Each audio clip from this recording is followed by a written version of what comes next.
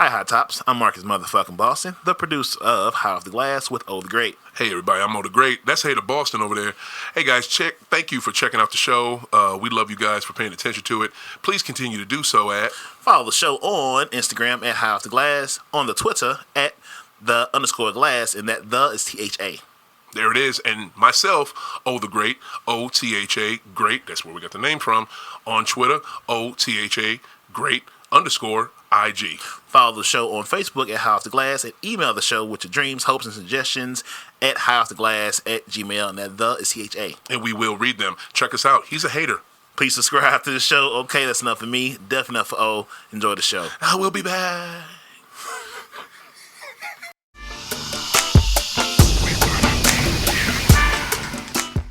Hello, everyone. It's been a little minute, but we are back on the scene. Welcome to another episode of the exciting, always imaginative, and giving you the marijuana knowledge you need show, High Off the Glass. Oh, yes. The audience is happy. They're happy to be here.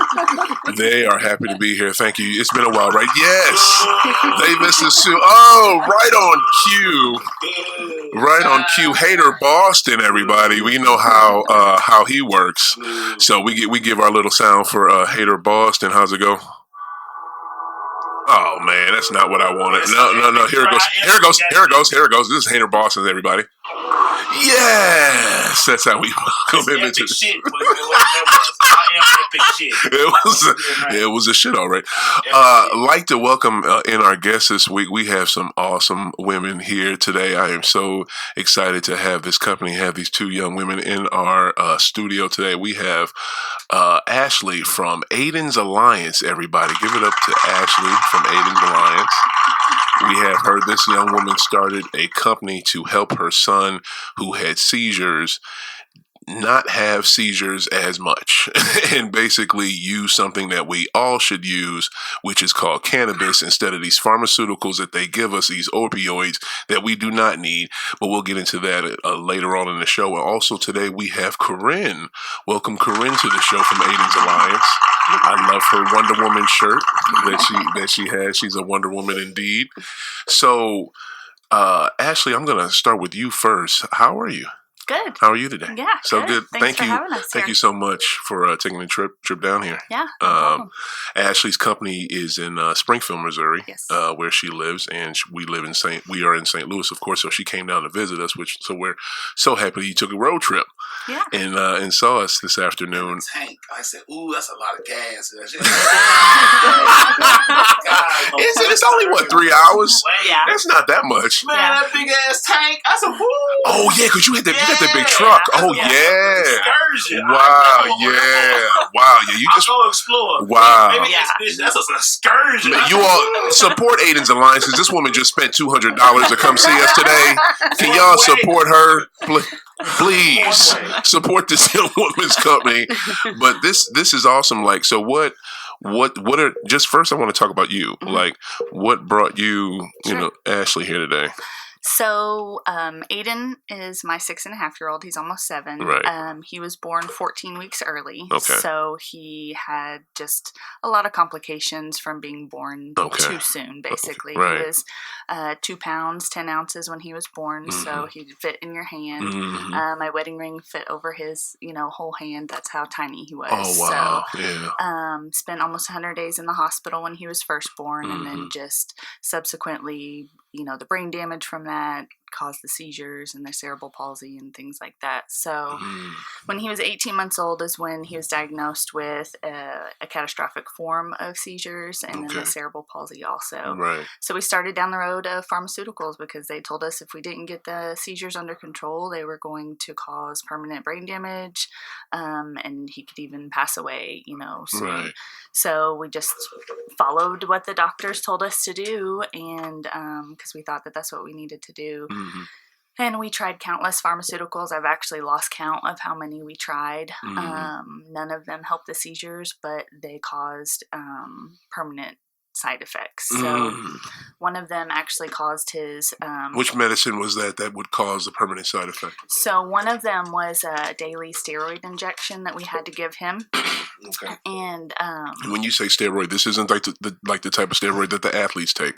This is something totally different. Right. So build up the muscles. Well, so the steroid was supposed to stop the seizures, and it was just a high dose, short term injection that we had to give him at home, and it actually caused his muscles in his throat to basically forget how to work, so they atrophied, and so after that drug treatment, he couldn't swallow anymore, so we had to do intensive feeding therapy. Wow. And that was outpatient, so we'd have to take him several times a week to that. Okay. That was a huge cost also, and he just never regained that, so he ended up with a feeding tube in his stomach, and that's how he still eats today, 4.5 years later. And it's literally from a medicine that they prescribed to you. Jeez, dear God. Yep. Okay. Another one caused liver injury. He had to have a liver biopsy to make sure his liver was gonna, bounce back basically, and he wouldn't need a transplant. Right. So just lots of things like that. Things that this is the thing that I don't understand about how healthcare works in America, and I don't know how it is in other countries. I know Canada's is free. Which is awesome. Every Canadian citizen has free healthcare, but why here do they push? I don't know. I can't think of a word shorter than poison to people to say that'll fix you. Like, why is it something that's always man-made instead of something that's herbal? It changed in 1973 prior to 1973, it was against the law for medical to be for profit. Hospitals, doctors, pharmaceutical companies, they were not allowed to be for profit companies. It was mandated, and Nixon changed that. Nixon signed into law. Yes, he did. Yes, he did. So he was really good of course friends he's the with one that did this that. guy who owned Kaiser Permanente in California, and when he signed that into law, then that entire empire became a for-profit. Medicine became a for-profit industry in the United States in 1973. So how were hospitals paid for? Was it just paid for the government? Charity. So, Sisters of Mercy, like Mercy Hospital and all that, they have been Mercy Hospital since before they were allowed to be for-profit. That's why charity hospitals were, prior to 1973, always charity organizations. Is that how they paid the nurses and the staff? Wow. Huh. Did not know that. See, this is what you learn on High Off the Glass. Isn't that awesome, everybody? Well, that's crazy. So, and I see now that it's starting to change, and it's changing with a company like yours. But go back on that, like to that story that, okay, they're basically giving your child essentially poisons to kind of cure what he's supposed to have, cure what he has, but they're not working, and they're being detrimental. Right. So what made you? So basically, we had run the gamut of all of these pharmaceuticals, and they weren't working. Right. And we went back to his pediatric neurologist, and he said, we can either try one more medication that you have to sign a waiver. So my husband and I would have to sign a waiver that if Ayden passed away from this after starting this medication, that we couldn't sue the pharmaceutical company. What? Yep. What? So hater. It was. You know what I'm saying? What in the world? It was that or brain surgery. And brain surgery is where they go in and disconnect portions of the brain in hopes that it will stop the seizures.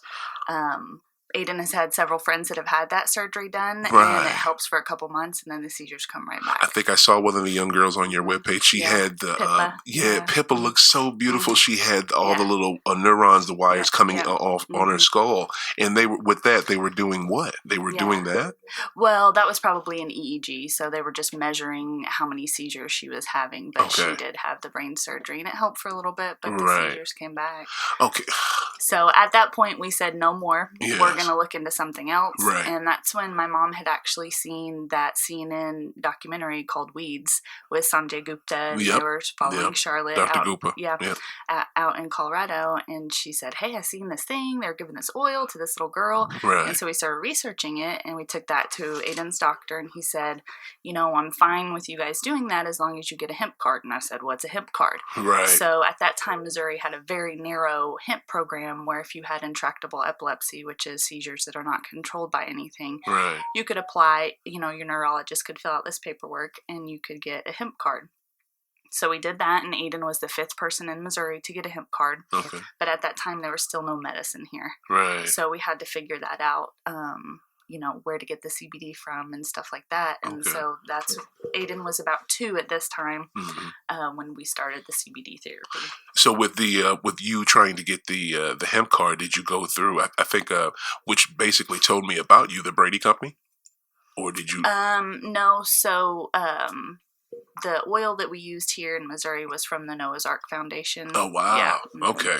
So, but the first oil that we got, we actually, it was the Charlotte's Web oil, and we had to go out to Colorado to get it. I figured. I knew you was going to say Colorado. Yeah. Yep. So at that time, there was a waiting list before they could ship it and things like that. So we actually, and this is the first time that I've ever said that in an interview, but I feel like, we can talk about that openly now. Of course. Why is that? Why is now the first time?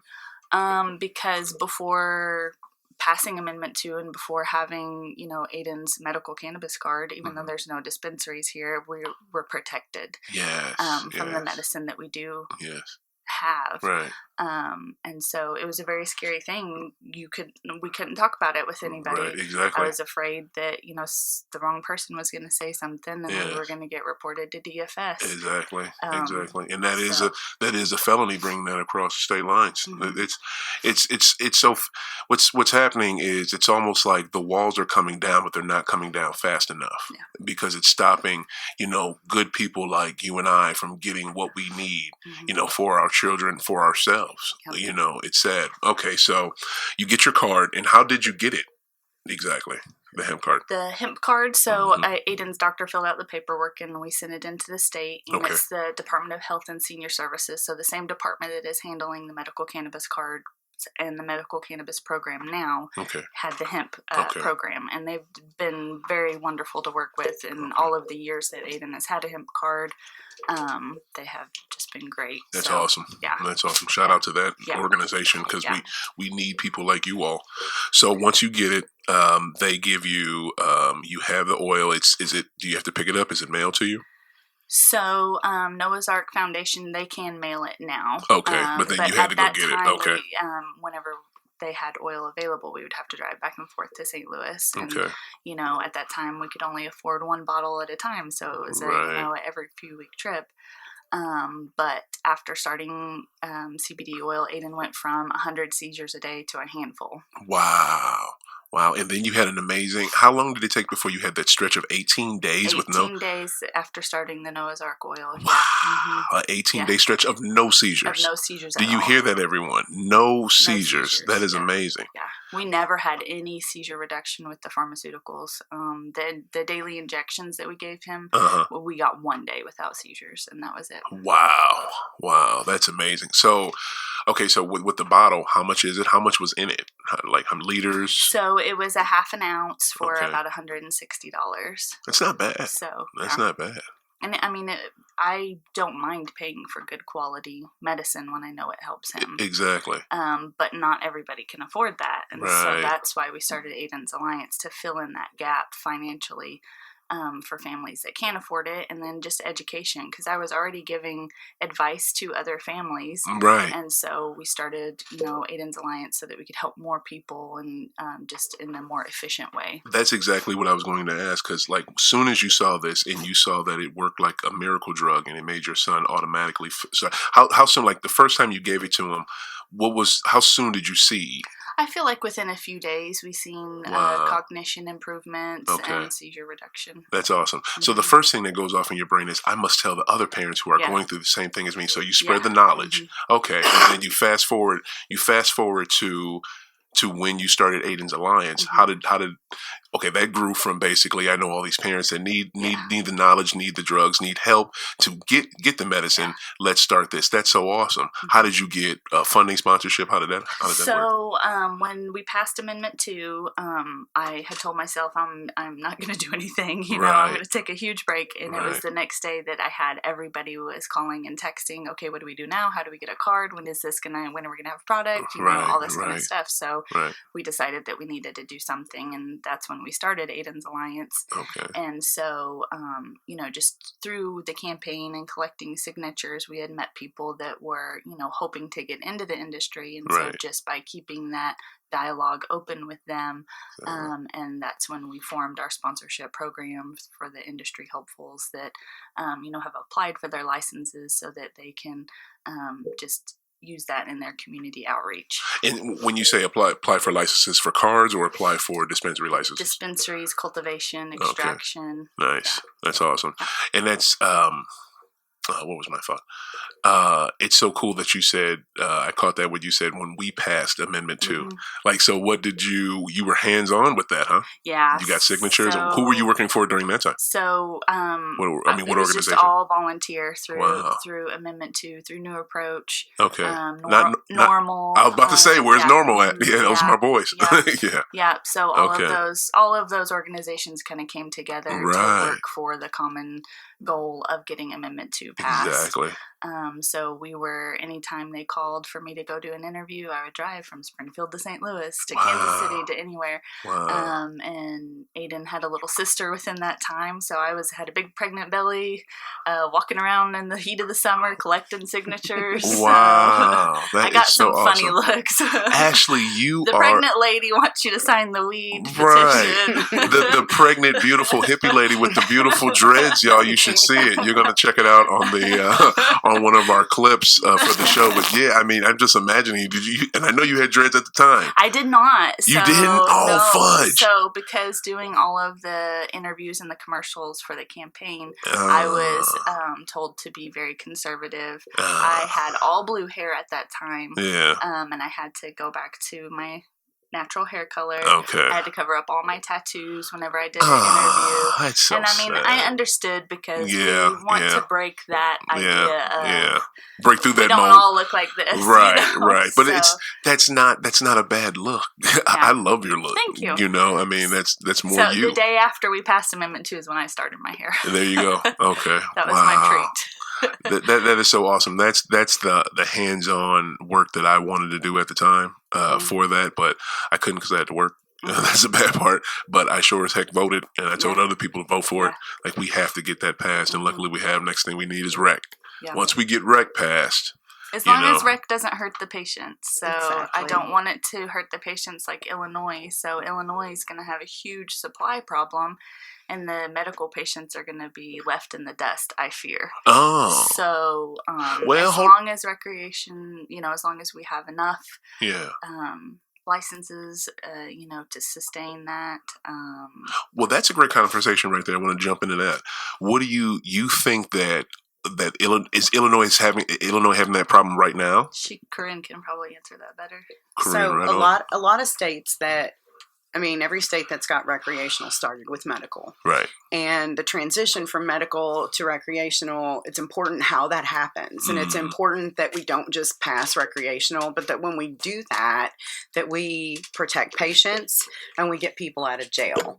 I don't know a single activist that's going to sign off on a recreational amendment that doesn't do those two things. Right. And it'll have to be done as a constitutional amendment the same way that we did medical, because the Missouri legislature just cannot be trusted to not mess with it. True. So that's why we did a constitutional amendment with medical to begin with. Right. So I worry that, we do a recreational amendment and they don't protect patients and they don't get people out of jail and they don't provide for, expungement and that kind of thing. And then nobody's going to want to vote on marijuana again because we've already done that. A constitutional amendment is like a difficult and expensive proposition to pass. But does medical have all those circumstances with it? Does it have all those?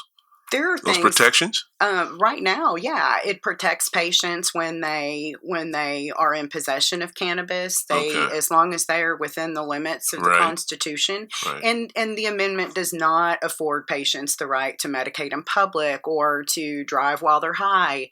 Those things are part of the, and patients need to be mindful of those things because they can get in trouble for it, right? And we want people to not be going to jail for cannabis. Right. Right. And we want to get people out of jail who have gone to jail for cannabis. I mean, Okay. you know what I'm saying? Okay, I definitely do, and you make a great point. But how does that not work in concert with recreational? So Make it you all.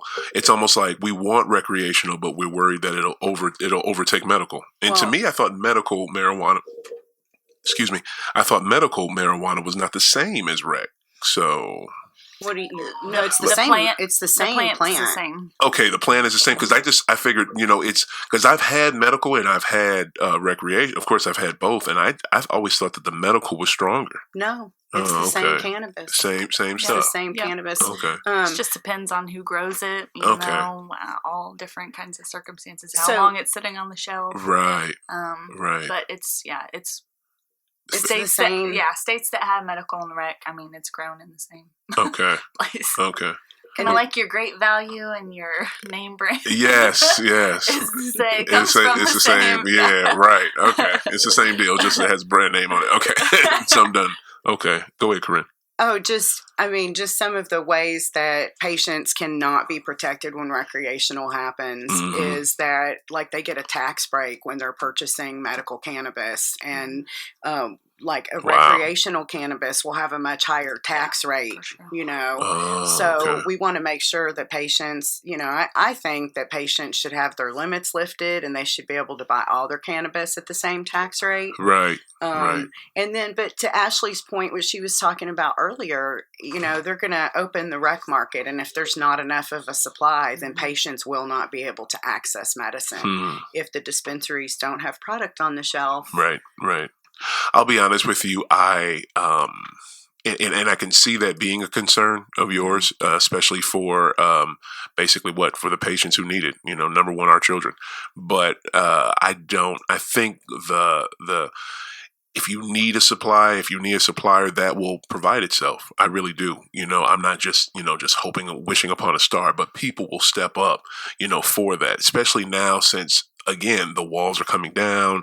It's starting to become legalized throughout the country. The thing that I'm worried about, though, I'm not worried about not having enough of it.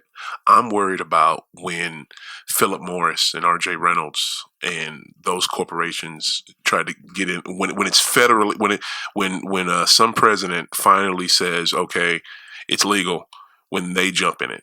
That's what I'm worried about. I don't think that will happen eventually. Exactly. I mean, it will happen Yeah. eventually, but I It's think gonna that federal legalization, I don't think will just happen blanket. They're going to pass one of these states protection acts, and they're going to allow states to regulate marijuana themselves. That's what we already have now.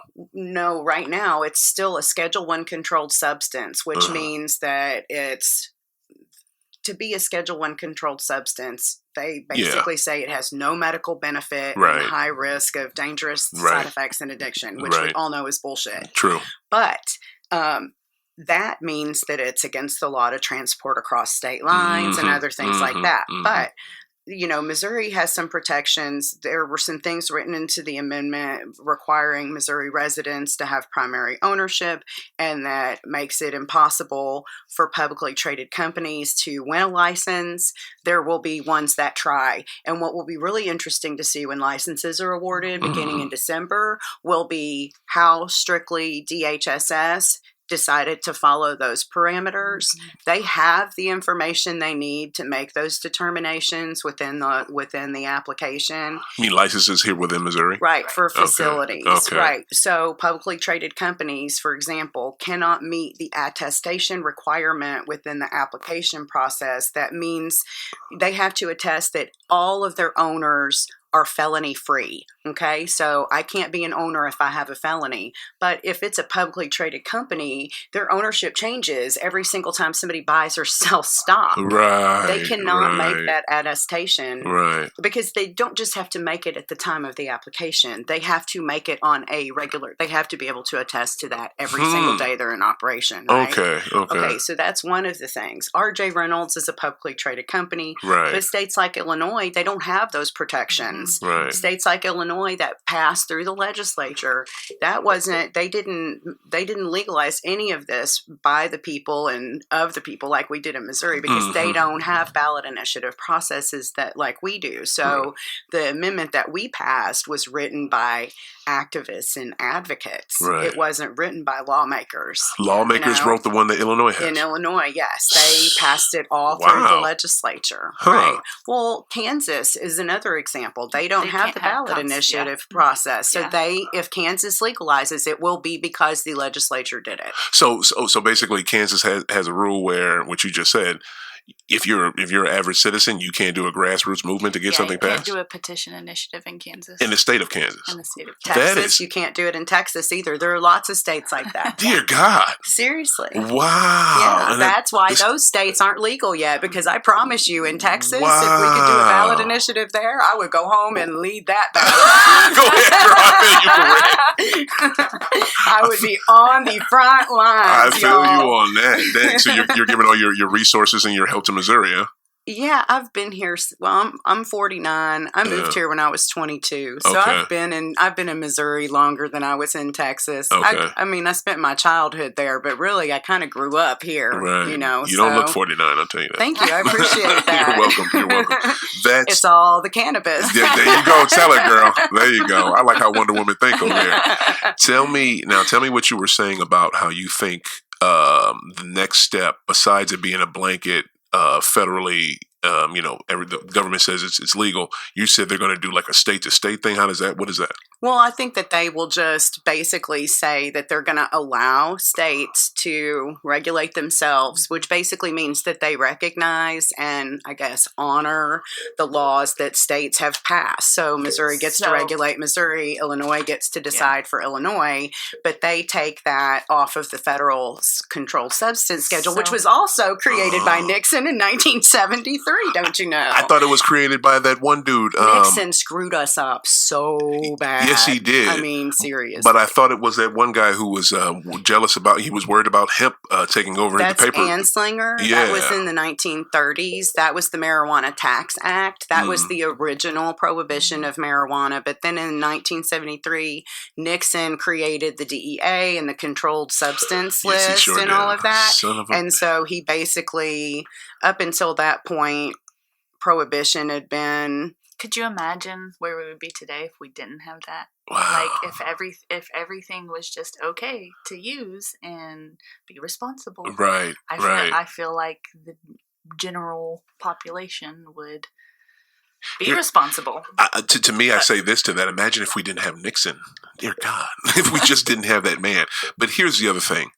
The reason why something like that passed back then in another form of it would pass now is because you can't just let all that be out there and just be responsible people, because humans are not responsible.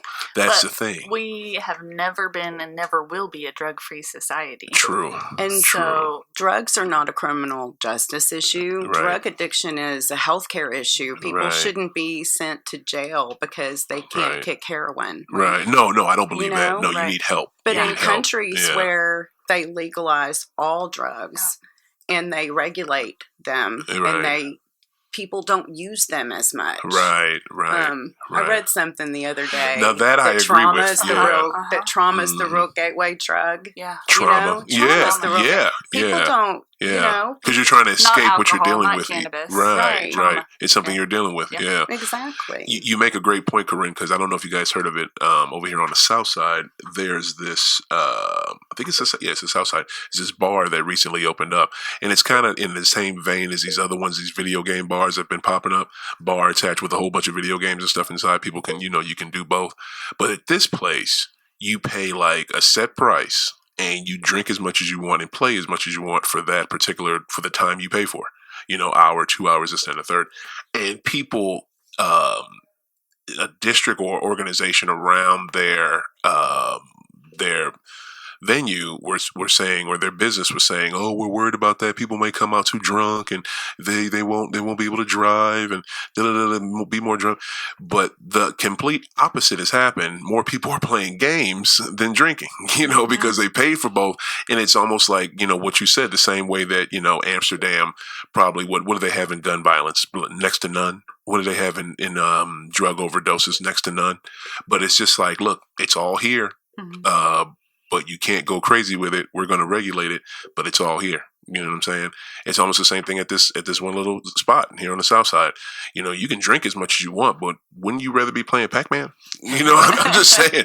It's almost like the same thing. Well, prohibition too. Have you ever heard the expression Exactly. "We're only as sick as our secrets"? So prohibition creates a society of keeping secrets from each other. Imagine if I'm having a crappy day and I go try some drug and it freaks me out, but I can't go talk to anybody about it. I can't go to my doctor. I can't go say, hey, this might be a problem, and them not look at me like I'm, a horrible human being or whatever. We've made addiction stigmatized to the point where it's like, these are people who need help. They don't need to go to jail. I mean, seriously. Right. It's so sad. It's almost like, believe it or not, we still have some form of prohibition with alcohol here. I mean, you go to where I'm from, Massachusetts. I'm from Springfield, Mass. And it's like about an hour and 20 minutes from Boston. You can't buy a beer after like 7. You know what I'm saying? It's weird as hell. Wow. It's like that down south in North Carolina. You can't buy a beer after a certain time. It's just, it's kind of weird. And why has that happened? Because I guess all the alcohol related deaths, who knows? But I don't know. I just think there's a better way to help someone, or give someone something without saying no, you can't have it ever. Yeah. There's another way to go about it instead of treating adults like children. Right. That's Well, how I it's feel. my body. I don't feel like the government should have the right to tell me that I don't have the right to put a chemical in my body regardless of what it is. I mean, I'm not going to go do heroin even if it's legal. Right, You know what I'm saying? Right. But who are they? I mean, the government tells us that aspartame is safe and that it's okay to spray crops with things like glyphosate. They're like the least qualified people on the planet to talk to me about what's good for me. Don't use this, but we're going to give you this. And this is as fucked up as this. You're right. Yeah. I mean, cannabis saved Ayden. Mm-hmm. Cannabis saved my life too. I have RA. Before I started with, I used to take 46 pills a day. I could barely get out of bed from the side effects. Right. I mean, Right. It was incredible. But that was all the drugs they were telling me was okay. Yeah. Like, they're giving me low dose chemotherapy and my hair's coming out, and that's safe for me, but I can't go.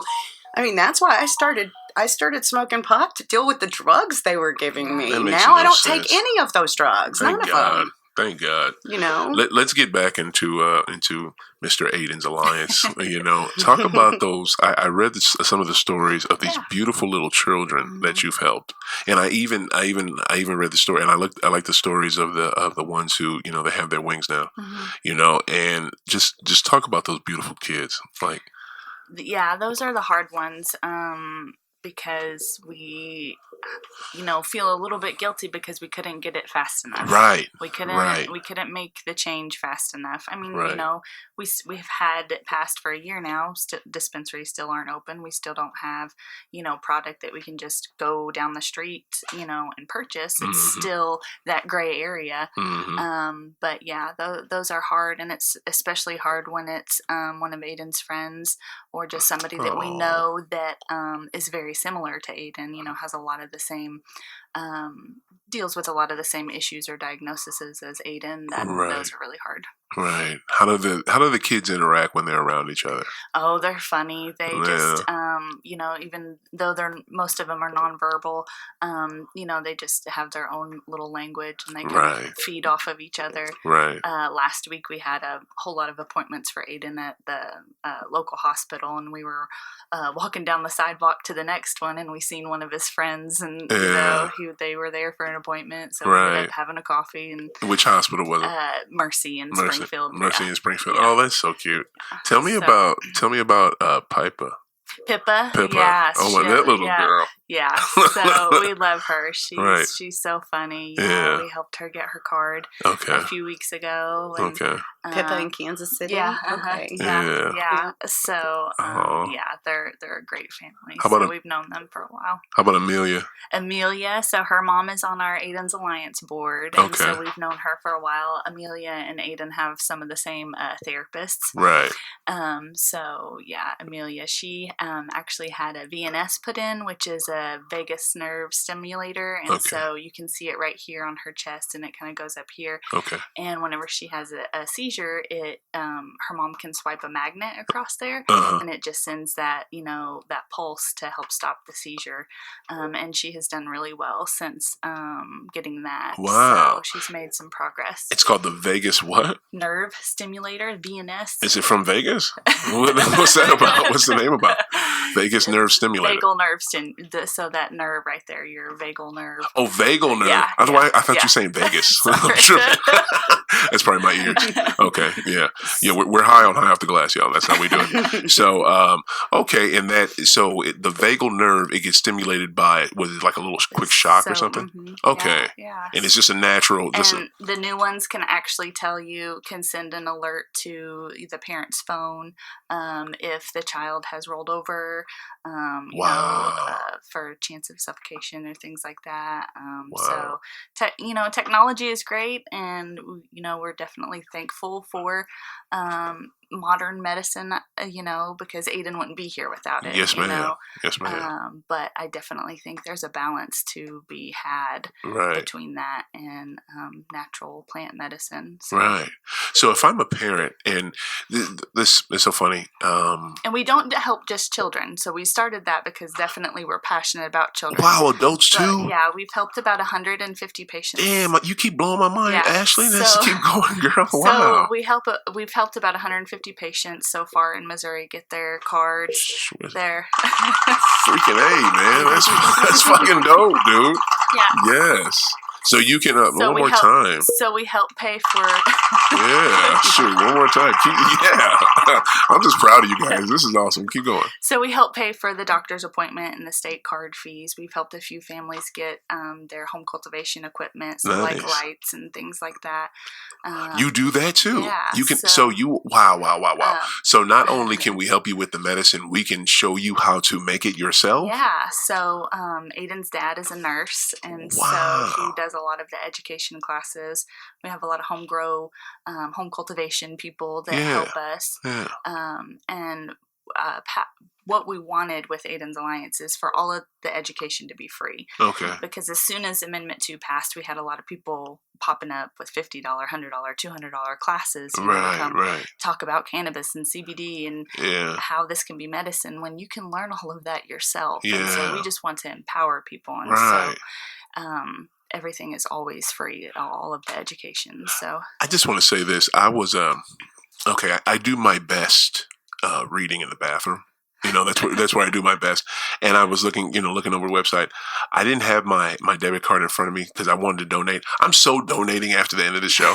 Like, Well, man, thank I'm you. going right to this. Thank you. Give out your information so people know where to go. Giving And Tuesday is coming Uh-huh. up. there it is. What's Yep. Giving Tuesday? So, in, I guess, an effort to combat the mentality of Friday. Black Friday, Right. then there's Cyber Saturday or Cyber Monday, Yeah. and then there's Giving Tuesday. So This is that's Karin. when- Karin is the financial secretary. So she knows what time it is. I'm not. I help Ayden's Alliance Yeah, with she fundraising. does. There it is. There it is. Fundraising. So we can do what It's we one of do. the So we F's. can, So I'm an activist. I worked on the Amendment 2 campaign, and I'm the executive director of Greater St. Louis Normal. Wow. And so that's You what? You have? Damn! I should have introduced. Why'd you say all that at the beginning? you didn't ask. I didn't. Damn! I guess that's my fault. This Jeez. is really, it's about Ayden's Alliance, and it's about what we're trying to do there. And True, but if you got some credentials, put them out. That's awesome. well, Yeah, I've got some credentials. Okay, yeah. I know some stuff. Put them out, because you've been dropping knowledge all day, but I didn't know all that. Okay, go back. I've learned that though from like people like Ashley and from all of the different, I'm only educated because of being involved in it. When I started working on the 2016 campaign. We didn't make the ballot, and that's when I met Ashley and Ayden, and that changed everything for me. You've known them since then. Yeah, okay. and so I'll probably cry. It happened. Do it. It's okay. So you know. Ain't nothing but wrong with anyway, it. but I met Ashley and Ayden, and there's this kid, and we're in court, and the prosecutor is just looking at us like we're a bunch of stoners, and he just looks at Ayden and smiles. And I did not understand how he could look at this child and not understand what we were trying to do. Right. So I photographed Ayden. I photographed Pippa. I photographed Sarah in Kansas City, and we just put pictures on the internet. I just kept thinking, like, if people could see everybody that this is helping, like they can't say no. Put a face to it. Put a face to the movement. Yeah, that's excellent. And so, that's how I kind of got involved with that. And then I helped with the campaign. I helped plan fundraising events and stuff. So after we passed in November, I started a company I did MoCan BizCon back in March in St. Louis. I did that. That's my trade show. That was back wasn't it in Union July? Station. There was one in July in St. Charles. No, I missed that when I was out of town. But me. you did the one in Union Station. I did the one at in Union Station. And that was in March? It was in March. Wow. And we'll be back at March, and we'll be back at Union Station next March. And then I help Ashley do events so that we can have fundraising. We do fundraising stuff. So in June, last June, we did the superhero meetup in Kansas City, which was amazing. So think like costume party, only instead of it being like masquerade, it's like superheroes. What? It was fan-freaking-tastic. Oh, that's tight. We had all of these people who are involved in the industry come out and sponsor the event, and it was amazing. Yeah. We're going to do it again next June. We're talking about doing it in Springfield, and we're going to do a patient expo in conjunction with that. So okay, rewind real quick because I want you to hit. We're going to hit all those at the end, but one you just said I want you to get on right now. You said Giving Tuesday. Tuesday. Yeah, so on Tuesday, I would like to encourage people to make a donation to their favorite charitable organization. Mine is Ayden's Alliance. Okay. And so the money that Ayden's Alliance raises helps patients directly get their card, get their equipment if they need it for home cultivation, and getting their DHSS fees taken care of. And eventually, Ayden's Alliance will help people get medicine if they need help with that too. Okay. So people who have, having a special needs child is hugely expensive regardless. And so there are a lot of families that Ayden's Alliance really wants to be able to help. Right. That costs money though. Right. Right. So. And this Giving Tuesday, I vaguely heard about it before. Is this something you all created, or No. this is just it's just it's just like Small Business Saturday, Yeah, Black exactly. Friday. Okay, Yeah, exactly. Cyber Monday. I like this. Yeah. This is the best one out of all of them. These are the people that need it more than the electronic companies and the stores and all this. These charitable organizations, especially organizations like this that help children. Like this is. And patients. Wow. Absolutely. We help low income, special needs, disabled, adults, veterans. Yeah. Wow. We try to cover as many people as we can. I mean, we do have guidelines, income guidelines, or if you receive, any type of assistance, that kind of thing. But we try to help as many people as we can. Low income, special needs, and veterans. Mm-hmm. Wow. I fall into the last category, but that is freaking awesome. That's all the people that need it. Yep. And those are the ones that unfortunately get forgot about so much. All right, so where do people go? AydensAlliance.org, and it's AYDEN is how we spell Ayden. Okay, say it again one more time. AydensAlliance.org. Okay, spell it one more time for him. AYDEN. I love it. I love the way it's spelled. There is this movie. I know maybe you have or haven't seen it. Someone maybe have told you about it, but if not, you're going to know about it right now. Okay. She probably knows about it. This movie is basically your exact story. It's just, it happened years ago, and it was not cannabis. It was another type of oil. The movie's called Lorenzo's Oil. You remember that? I've heard of that. I haven't seen it. You need to watch that movie. It's basically your struggle on film. It came out in 92 with Nick Nolte and Susan Sarandon. And basically, they were some intellectuals. They used to work in Africa. They traveled a lot. They worked in Africa. They were there for some years, and I guess they moved back to the States. And out of nowhere, their son just developed this crippling disease.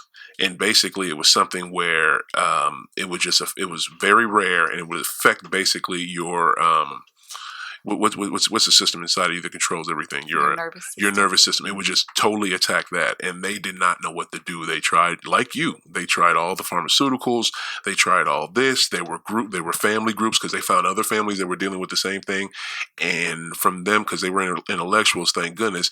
Obviously, you are too, because you did your own research. They did their own research and found that it was this oil that worked for the children. I forget what the oil was based. I want to say maybe it was based from a seed or a grape. I don't freaking know. But all I know is they got this oil, had to go through so many different, you think it was hard for you. And this was back in, I think, the 80s that this happened for these people. So they go through they had to travel across seas, to get the oil, they give it to their child.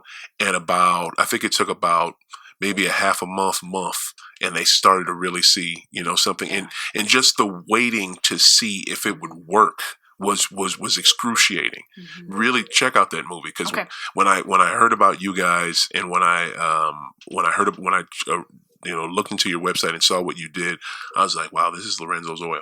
That's crazy. It's just amazing. It's basically what you have going, your struggle on a film. Yeah. And when you watch it, Ashley, let me know what you think. Okay. Let me know if I'm accurate. You know what I'm saying? All right. So hit me with some of these upcoming. Well, no. Before we jump into that, one thing I want to know: can you help me, Joe Smo off the street, get a medical card? I can. You can. You know what? For somebody who has a podcast about marijuana and basketball, I don't have one. You don't have your card? I don't, and I fucking need one. We're going to fix that. Tell me what to do. We're going to fix that. Please, tell me what to do. I mean, we did all that work, dude. Get a card. No doubt. You ain't lying. You know what I'm saying? You did all that work. Let me take advantage. You know what I'm saying? Yes, ma'am. Yeah, we have lots of doctors, lots of, virtual visit options. So you can just do it from the comfort of your own home and your smartphone. You don't have to go anywhere. Okay. So how does that literally work? I just go to your website and... So we don't have a link on our website yet, I don't think, to some of the virtual visits. But usually you just shoot us an email, and then we send you, if you want to go to an in-person doctor, we have, we might have some suggestions in your area, but we work with several doctors that do telehealth or the virtual visits. Those seem to be the most convenient for patients, because a lot of patients can't get out. Right. A lot of parents, it's really hard to get your kids out, loading them up in their wheelchairs and things like that. Or you have other children. I have 6 children. Yeah. And so it's really hard to get out. Wow. Is Ayden the only one that has CB, cerebral palsy? Yes. Okay. Yeah. Okay. Wow. Yeah. Okay. Yeah. That's awesome. Okay. So for someone like me who has an option, I can do either or. Is it faster if I go to the doctor or the virtual calls? It just really depends on who, you want to get into, and what you want to pay too. Prices are very variable. We've seen, as high as $2.99 for one visit. Yeah, for one visit to get your card, and as low as $50 or $75. And it still work. That's the thing. Does it still work the same way for the $50 doc as opposed to the $300 doc? Yes. Why is there such a variance in price? So, one of the companies that we work with is called THC2, and so we do mobile patient drives, and so we go around with them and help pay for the patients that can't afford it. And that website is mopoptour.com, and you can go there and click on the virtual visits and fill out all the information and do everything from that website. They'll call you with your appointment and all that kind of stuff. Oh, wow. And then some doctors are just, they've been there from the beginning, from Amendment 2. Dr. Lisa Roark is our personal doctor. She wrote Ayden's card. And what does she charge? $99. Wow. Yeah. I like or that. I mean, it might be 100. Okay. But, and she does the telehealth also. Right. And she's a big sponsor of Ayden's Alliance. Yeah. And she's just in it for the right reasons. And so you can really tell the people that are truly there to help patients. Yeah. And those that, probably just want to capitalize. Yeah, that's all it is. It's just greed that where Yeah. you see the big. Yeah. Okay, yeah, that makes sense. That's sad. All right, I don't know why I'm burping so much. All I drank was water. My goodness, I had beer on the show before. Couldn't have beer. Made me too gassy. Damn, water. Come on now. All right, so you turning red. I see. All right, so okay, so so I go talk to in your doctor would, because I be honest with you, I would like to use yours. I'd like to support her, especially since I want to support Those physicians. that support us. Exactly, Yeah. physicians that support Ayden's Alliance and Yeah. physicians that have been there from the giddy up, Yeah. not the ones that the Johnny come latelys that Right. are just trying to get paid. Right. So, and I can just and to weed out. To find those good ones, just basically go off price and customer service. Is that it? Mm-hmm. Or Okay. you can reach out to Ayden's Alliance, and Okay. we'll definitely tell you the ones that most of our patients see. Okay. So, Dr. Roark, her website is Dear goodness. Okay, you know what? roarkfamilyhealth.com. And it's the same with her website. You just fill out the patient intake form for the medical cannabis card, and they'll call you with your appointment. Okay. Now with her, do I have to go to Springfield or? No, she'll do a telehealth. She will? Her office does. Mm-hmm. Wow, that's freaking dope. Yep. And how is it only during regular Monday through Friday business hours, or is there like a 24-hour doctor? I don't know of any 24-hour ones, but a lot of them do weekends. Okay. So. Okay. And so once I talk to her, she gives me an examination over the phone, or I go talk to someone. Mm-hmm. Does the card come in the mail? Do they print it out there? So they'll fill out a 2-page paper, which is your physician recommendation. Okay. And if you go to an in-person one, they'll give that to you. If you do a telehealth, they'll email it to you. And then you go to the state website, Department of Health and Senior Services. So it's health.mo.gov. Okay. And that's where you go to create your state account. Okay. And after you create that and you register and verify it through your email, so you have to have an email. Okay. Because the whole upload process is online. Okay. And so then you'll go through the process of filling out your contact information, your doctor's information. All of that information will be on your paperwork that they gave you. Mm-hmm. You'll fill out if you want to cultivate at home. That's an extra $100 fee to the state. Mm-hmm. The regular patient card is $25. Mm-hmm. And then you'll upload the picture of the physician recommendation, your driver's license, and then a picture of your face. The picture of your face doesn't actually go on your card yet. We hope that they will actually come out with cards. But as of right now, they are just emailing you your card whenever they approve it. And so you just get on there and download it and print it off yourself. Why do you want pictures on there? Well, I want at least hard plastic cards like a driver's license so that it looks real. Yeah. Right now, the cards look like anybody could have made them. Right. And it's a huge problem with law enforcement because they don't know that you didn't make that at home on your computer. Right. So I would like real cards, and we're keeping our fingers crossed that eventually in the future they do issue. Okay. So you have to see the doctor first, and you have to go through that process. They'll give you some paperwork. You'll wait in the mail for your well, no, not wait in the mail. You'll wait for the email from them for your physical card. But then once you have that paperwork from the doctor, that's when you take that go to the state's website and you put okay. Yeah, see, it's the process. The process it's known, but it's not, readily available. Right. So I just want to make it as simple and plain as possible. Right. Wow, okay. And so once I do that, I give it to the state. Is it an automatic boom, you're in, or is there a vetting process with them? Or? So the state has up to 30 days to approve or deny your application, and if they don't get back to you in 30 days, then your physician recommendation paperwork serves as your card. But usually they get back to you within 10 to 14 days is what we've been seeing. Yep. So if they have any more questions that they need information, sometimes people accidentally, leave out their zip code or birth date or whatnot. Right. And they'll need that information. But Okay. We had another awesome organization. It's a company here in St. Louis called the Weed Squad. You guys ever heard of them? mm-hmm, Yep. mm-hmm. Yeah. So we had them. We had Jordan from the Weed Squad on, and she basically, broke it down, the same exact way. I just, I always like to have as much knowledge on it as possible. Yeah, for sure. What was my other question? Okay. So, and then it takes about 10 to 14, you said about 14 to 15 days before they get back to you? It's been about the 10 to 14 days for them Okay. getting back.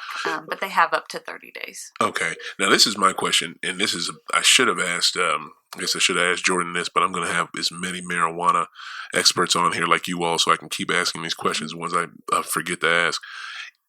You said on the paperwork that you fill out for the state online, you have to pay another extra $100 if you want to cultivate. Mm-hmm. What if at the time I don't want to cultivate, but then later, like a few months later, I do? Then what? Yep, you can go into your account, your Department of Health account online, and you can update it. So then you will pay the $100 at that time, and you will put in your information of where you're going to grow, inside, outside, that kind of thing. So yeah. When did Missouri put up this site? This seems like an awful easy way to do it. I just thought it'd be harder. Why? When did they put this up? June. June 6th. Of this year? Yeah. Wow. That's freaking Rules awesome. and regs were issued at the beginning of June. That's when the patient portal and all of that whole process was rolled out. They rolled out the facility application process, and they're grading facility applications now, and licenses will get awarded in December. This is so freaking dope. Mm-hmm. Wow. Okay. And that's licenses for the dispensaries. Yeah. Right. Wow. That is awesome. Okay. What's my main question? Not main question, but next question is what most important thing, what do you have upcoming? What are these upcoming events that I will physically be at with my high off the glass camera and people to check out your event? What do you have going? We've got February 1st, a job fair in St. Louis. February 8th, a job fair in Kansas City. Ayden's Alliance will be at both of those, and they'll be doing recommendations, probably with THC, I think.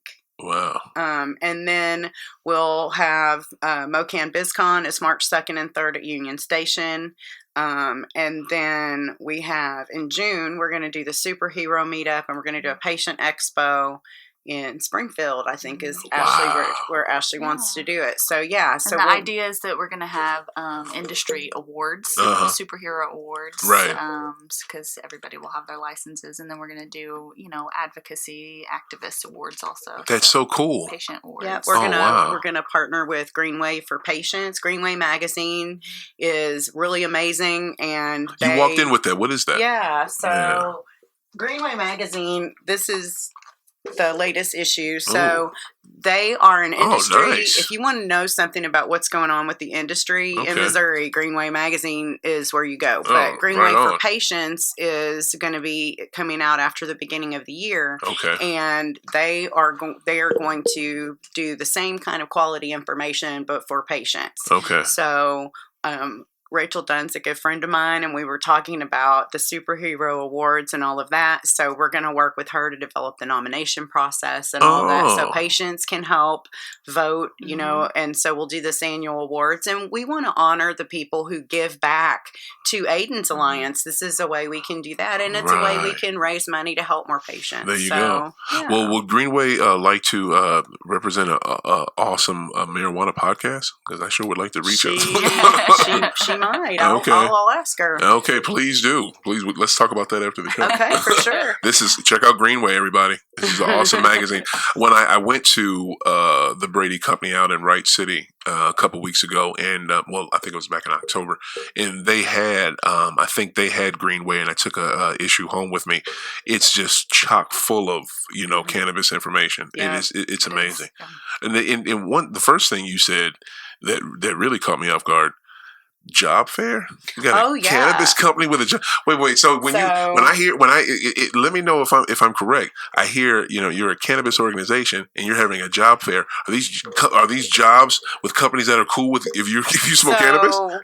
So my company that I started after the vote last year is Midwest Canna Expos, and I do MoCan BizCon, and so I'm doing job fairs in February. I also work with MoCan Trade, which is the Missouri Medical Cannabis Trade Trade Association. So I know a lot of the people who are applying for facility licenses. So what I'm doing is February 1st in St. Louis and then February 8th in Kansas City, we will have job fairs where facility people who've won their licenses, which we should know in December and January, they will be able to have a table at that event. And then we are going to have people who want to work in the cannabis industry come in and talk to all of these people who will be building their businesses because they will have just won their licenses. So, I mean, if you're looking for a job where it's okay to test positive for Delta-9 THC, the cannabis industry is a cool place to do it. And I'm doing free tickets for anybody who collected signatures on the campaign to pass Amendment 2. So, yeah. Oh, man, Karin is like a diamond in the rough over here. She got a straight companies. You have companies like multiple, all those. That's all you like. Well, so she does normal. Yeah. And then her Midwest Canna Expos. Because you're executive. Yeah. MoCan Trade. Okay. And then she helps Ayden's Alliance. MoCan Trade. What's MoCan? What does that mean? MoCan Trade's the Missouri Medical Cannabis Trade Association. Oh, wow. Yeah. Okay. So, not-for-profit? It's a not-for-profit trade association representing people who are operators and license applicants and service providers in the cannabis industry. They've done a lot of work with DHSS on shaping the rules and regulations and all of that since the amendment passed. That is awesome. Yeah. Karin, what made you, I should have asked this earlier too, what made you be such an advocate, Ashley and Ayden, seriously. When I first got interested in cannabis, I mean, it's a long story, but tell it. That's why I asked. That's the whole point. Some of my first conversations about cannabis started this way. My name's Karin, and I'm an addict. Okay. When I was 17, I got put into a treatment facility where they found out I smoked pot and sent me straight to NA. So I started helping the NA raise money. I started doing events for them. And it's Narcotics Anonymous. Narcotics Anonymous. Right. So for cannabis. Yeah. Cannabis. And that messed up? So I was clean and sober for 8 years, and then I just decided that it was only going to be a problem for me if I made it a problem in my head. And so I didn't really drink or smoke or do a whole lot of stuff for a long time, even though I wasn't part of NA anymore. But then in, it was 2011, I think, they started me on high dose medications for my RA.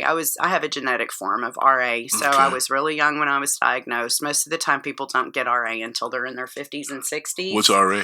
Rheumatoid arthritis. It's an autoimmune disease. Okay. So basically, my immune system attacks my joints and causes inflammation and huge amounts of pain. I don't have it in my hands, but most typically people have RA in their hands. I've heard of that. See, like they have the gnarly finger.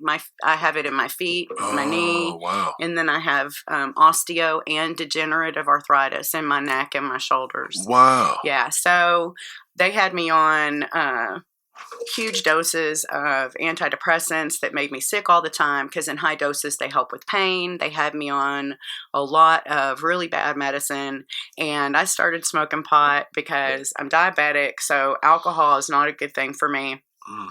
My husband at the time, most of us, my husband at the time was opposed to me smoking pot, but when we talked about, like I have no way to unwind. I have no way, like I can't drink and all that. So I convinced him that smoking pot would be okay. And so I tried it, and it helped with the nausea, and it helped with the medicine and stuff like that.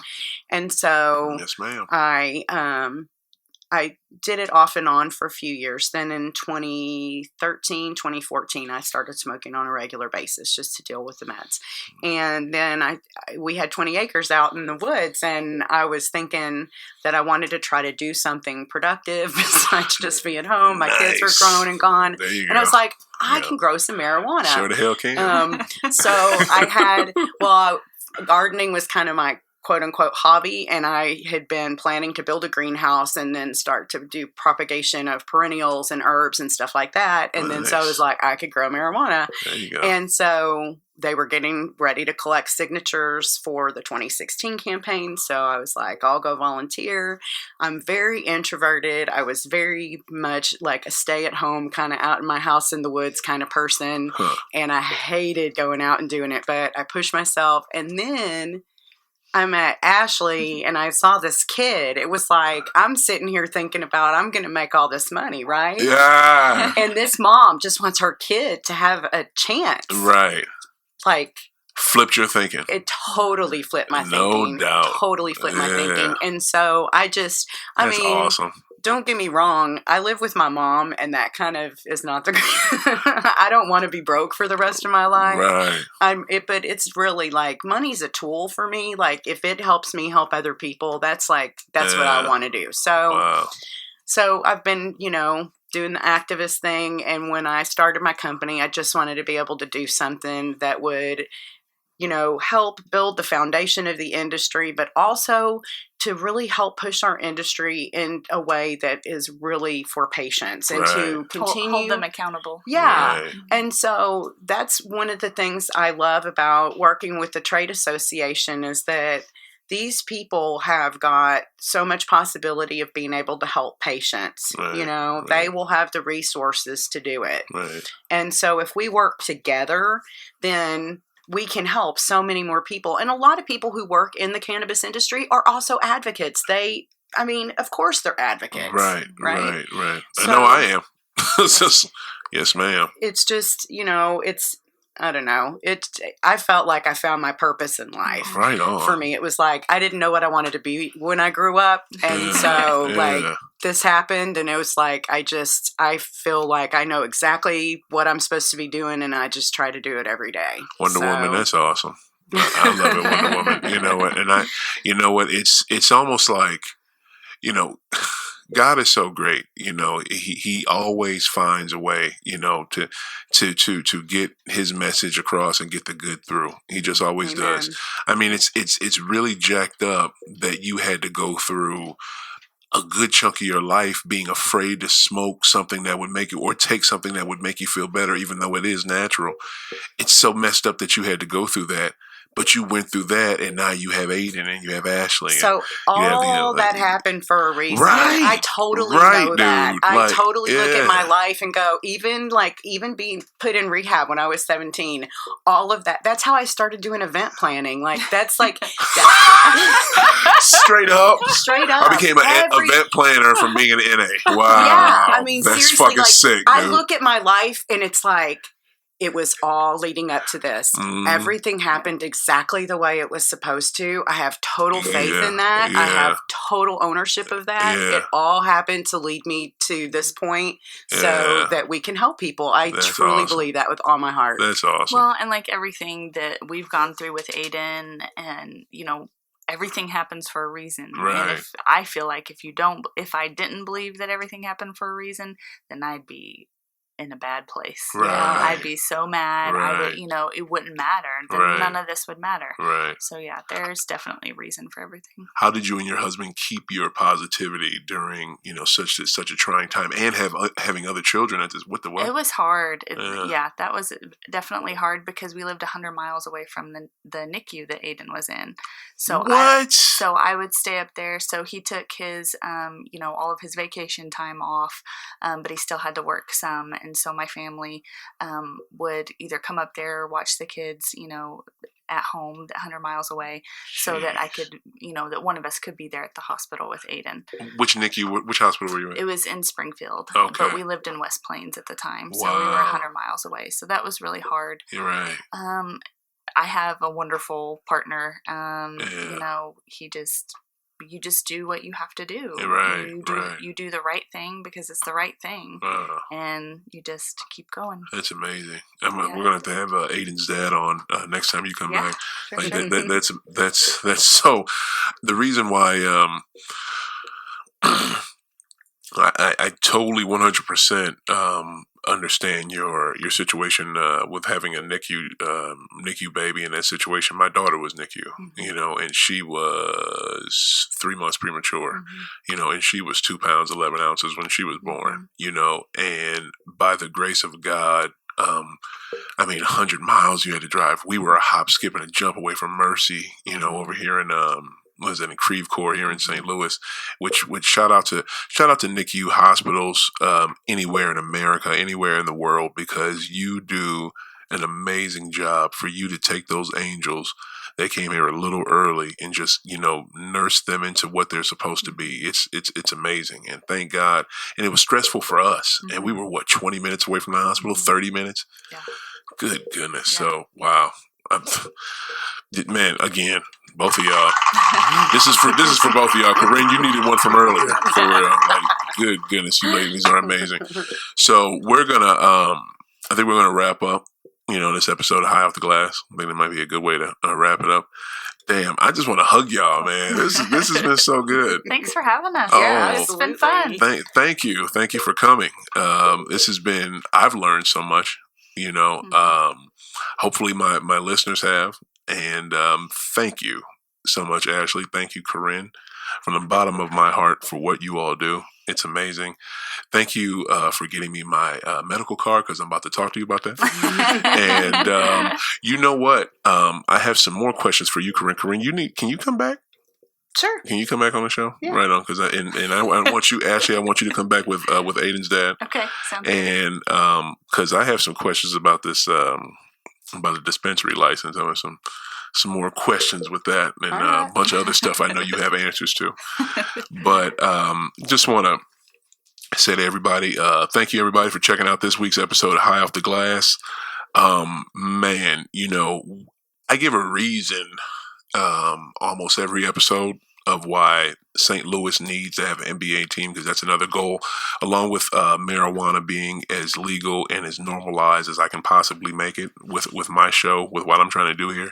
My other thing is, I want my city to have an NBA team. St. Louis needs an NBA team, okay? There's basketball on here too, you know what I'm saying? So we need an NBA team. And my reason this episode for having an NBA team is, my God, we have so many ways here for these athletes to medicate themselves naturally. You know what I'm saying?